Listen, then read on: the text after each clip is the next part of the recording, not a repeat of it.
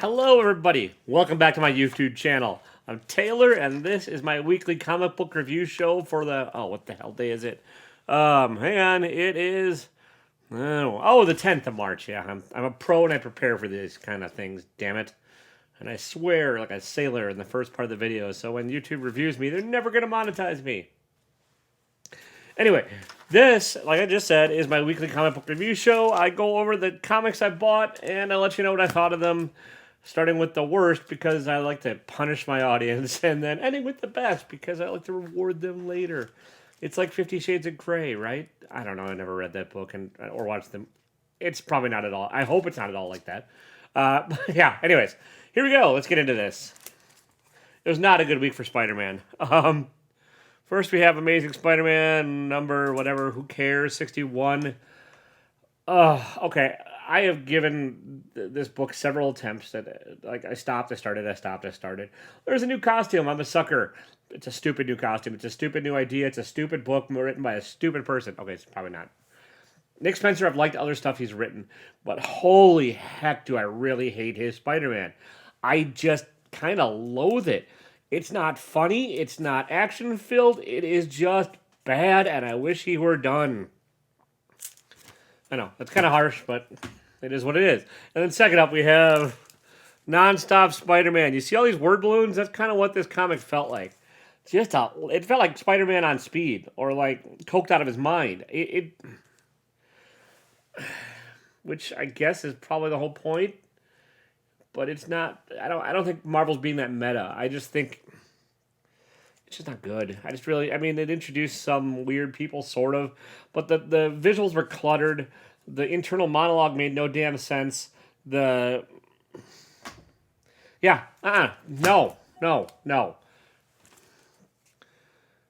Okay, in this book I really wanted to like. I like Kieran Gillen. I like Assad Rabak. This is Eternals number 3, but like the first two issues, this is just incredibly boring. It's a murder mystery where somebody's killed their head thingy, and they're supposed to go and find a thing, and it's supposed to be interesting. It is dull. It is just really boring, and I wish it weren't, but it is. So, okay. Speaking of confusing, muddled mess with a whole lot of dialogue, it's getting a little better, folks. This is a stack of the books where they're a bit better, but still not great. Lots of first appearances, lots of spec. This could have been fun. This could have been Strange Academy-esque. This could have been a lot of things, but it is not. It is just kind of a confusing, muddled story. The art is fine, but the action sequences are still not making a ton of sense in some of this by Bernard Chang. I don't know if it's just kind of with what he was given, or it's just I don't know the characters. This is the first appearance of a lot of characters, and they kind of just throw you in, which I don't mind. But it is just kind of... Yeah. Yeah, okay.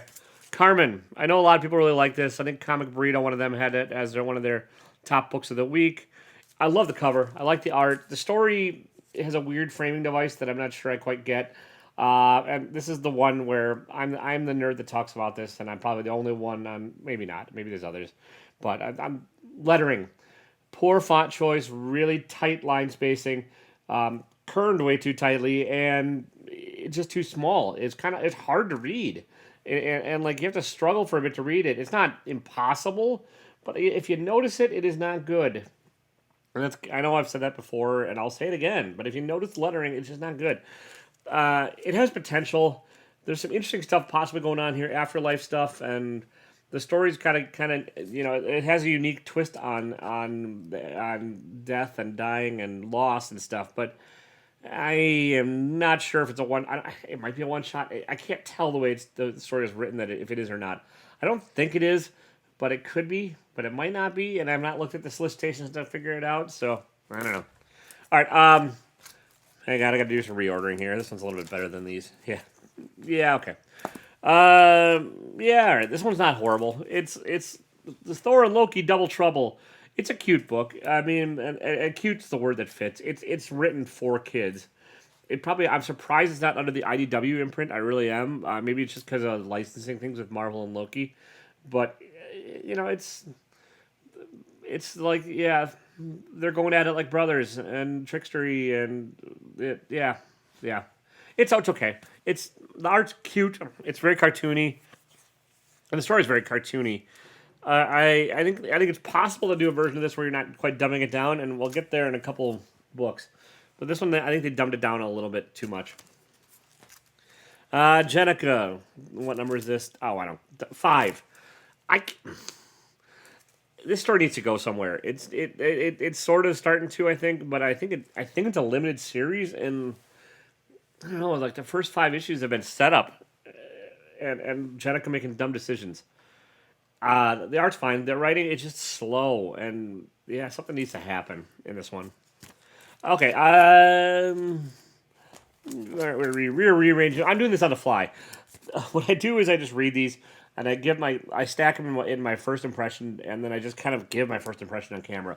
There's not in-depth reviews or anything. If you like that, wait till Tuesdays when I do like a trade paperback review, and I try and get a little more in-depth. This is really more quick impressions. So I reorder things as I go. Yeah. Anyways, Star Wars 12. It's the story of how Poe Dameron's parents met, and it's supposed to be a story of why Han Solo is essential to the thingy, to the resistance. The resistance. Yeah, that's the word. It's fine. It's not bad. The art's decent. It's just kind of.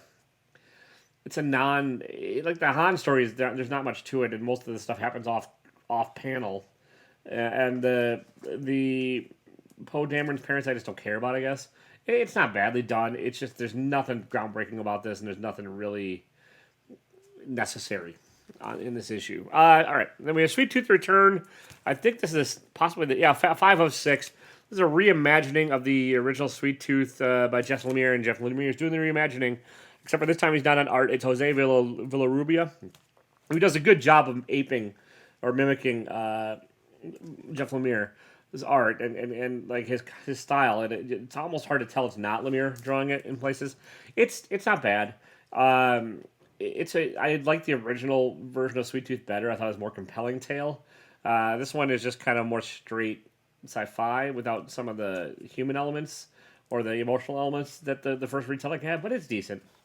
So, Norse Mythology number 6. I think this is the last issue. I am not sure. I can never tell. Every time I think it's the last issue, one more comes out. This is the better version of the Thor Loki story. Neil Gaiman, I think, did the original story, and P. Craig Russell and Jill Thompson on the art. P. Craig Russell and whatever. Somebody's adapting something from Neil Gaiman into this book thing, and Thor goes to a wedding. It's not a new tale. I remember hearing it. I remember reading a version of it as when I grew up. The tricking of the ogres and whatnot, and what have you, and what will you. But it's decently done. It's funny. It's well illustrated. Nothing great groundbreaking on it. All right. Joker number 1. For the book that has to do a lot about the Joker's not in this much. It's mostly ex-Commissioner Gordon and his personal demons and coming to grips with them and setting up what'll be the main storyline. I think this is actually an ongoing title. I'll give this a whirl. It's Tynan with some of his tendencies to be a little bit too verbose instead of like just letting the pictures tell the story. But it's in the okay part of the stack, and that's kind of where it belongs. It's okay. Titans Run on Batman has just been okay, I think, too. There's all these potential setups, and then they just kind of fizzle. I'm hoping this doesn't fizzle. We're still in the setup stage of this, so if it fizzles after this, there's a backup story with Bob Punchline in here. I don't care about Punchline. Somebody explain to me, is she not just a Harley Quinn knockoff, like a poor imitation of Harley Quinn, without Harley Quinn's quirky funness and stuff? I just don't get Punchline. I really don't. All right, Nottingham, reimagining of the Sheriff of Nottingham and Robin Hood and all that. This is a trendy thing to reimagine things and make them bloody and violent. It's decent. It's sort of told from the point of the Sheriff of Nottingham instead of Robin Hood. So he's hunting down Robin Hood and his merry men, and no one's as altruistic as they are in the old story. And there's violence, there's blood, there's murder, there's pillaging, there's lots of stuff. It's fine. Deep Beyond number 2. This is a little more action oriented than the first one, and the story's a little more cohesively told than the first issue. This again has potential. It's another post-apocalyptic tale, which is about you can't this is a post-apocalyptic tale. There's a couple of them in the stack. It's the indie folks love their post-apocalyptic stories right now, and this is one. But this one, the twist is the monsters are from the sea, the deep beyond, and it's fun. It's not my favorite of the post-apocalyptic stories that have come out thus far, but it's not bad. Probably ranking a little bit above it for me is Redemption from AWA. This is Krista Faust and Mike Diodato Jr. And I know I've not said all the artists and writers of all these. Yeah.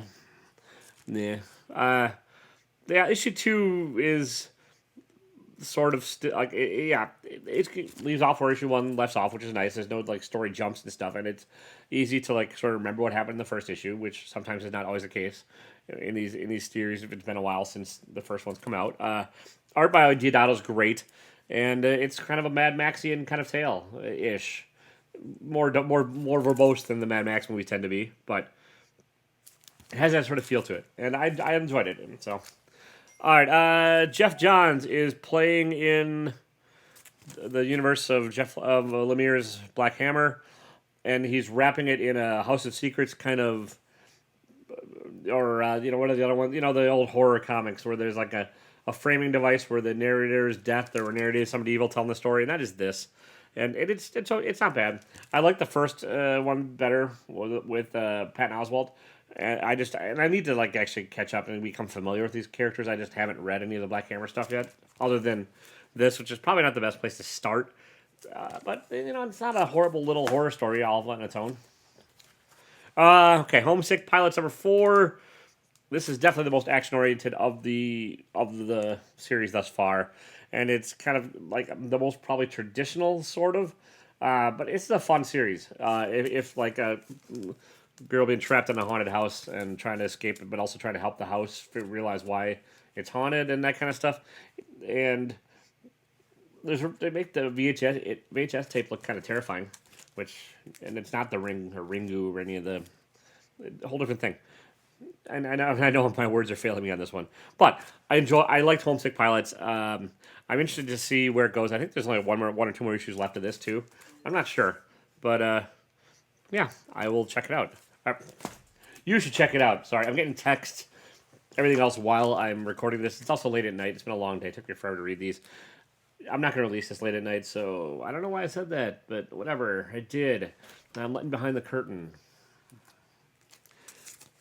Rorschach, number 6. It's starting to become a little more clear, and you're starting to realize how the two characters that were introduced that made the attempt on the president's life, how they met and how they started to interact. Really heavily referencing Steve Ditko's early art and his creations and stuff. And Tom King, I think, is just playing a subtle, not so subtle homage to Ditko's characters and his creations. And Rorschach is, very Ditko-esque, Ditkite, I don't know.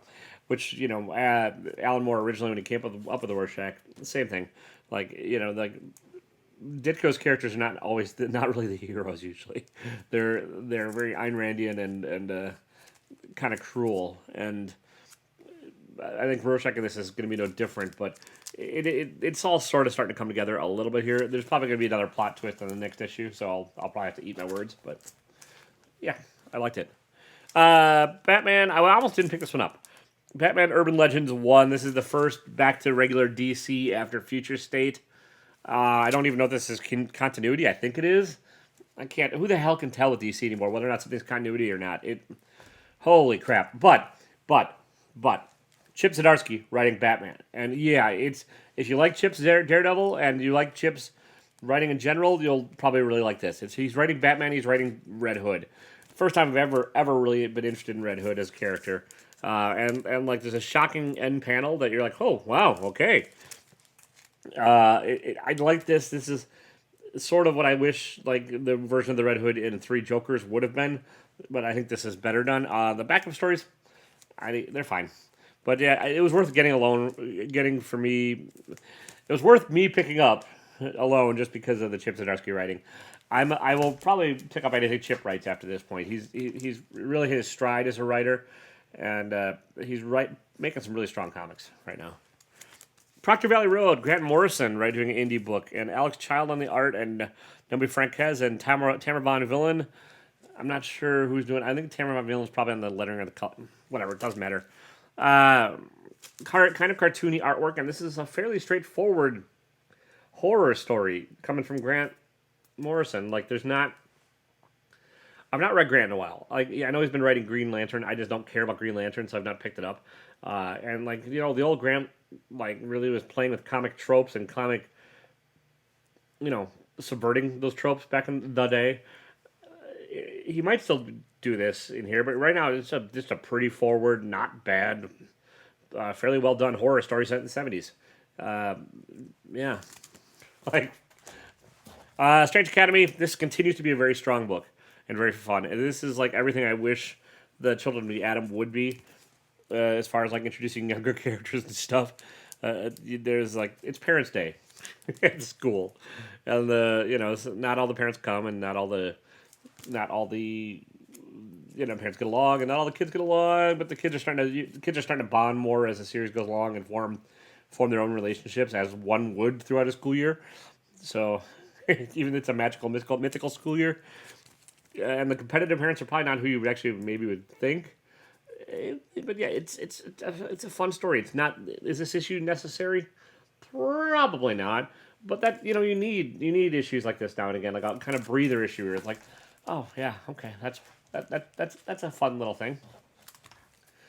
All right, Maniac number 2, or Maniac, what is it? Maniac of New York number 2. This is really good.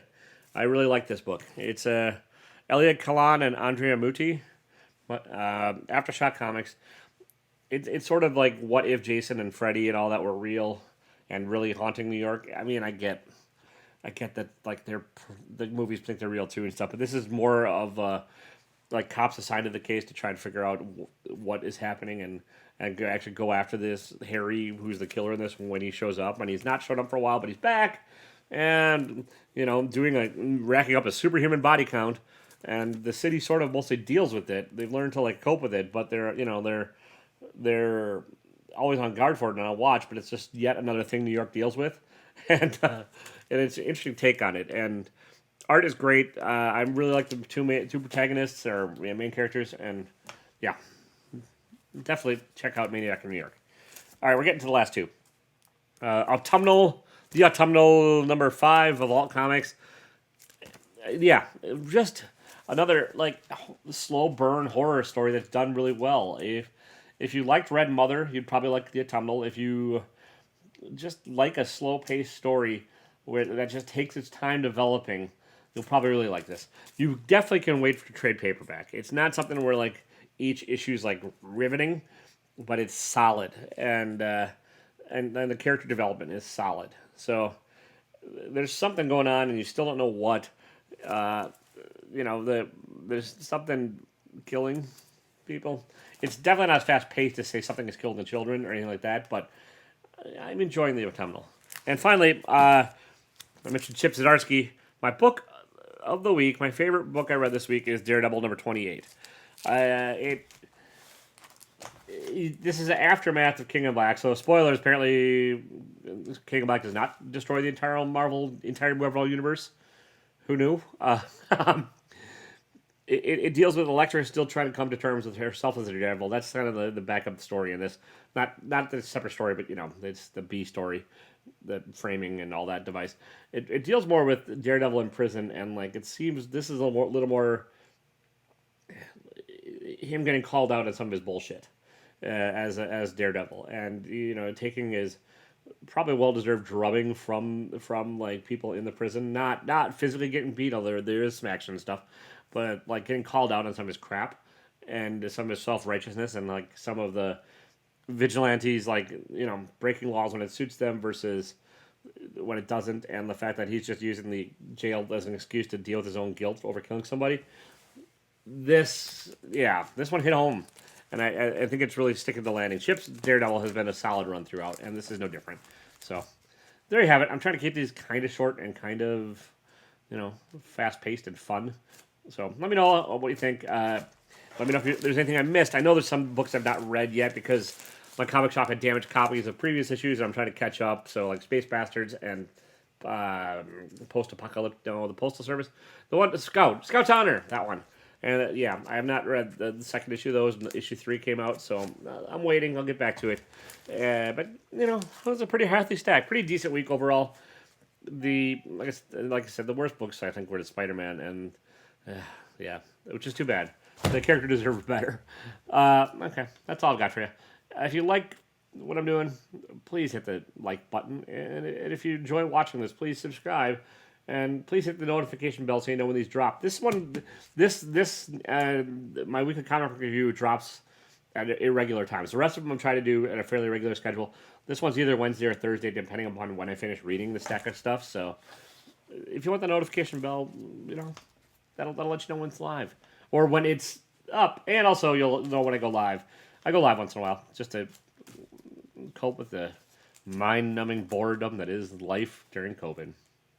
All right, on that note, thank you, everybody. I appreciate it. And as always, don't be a dick.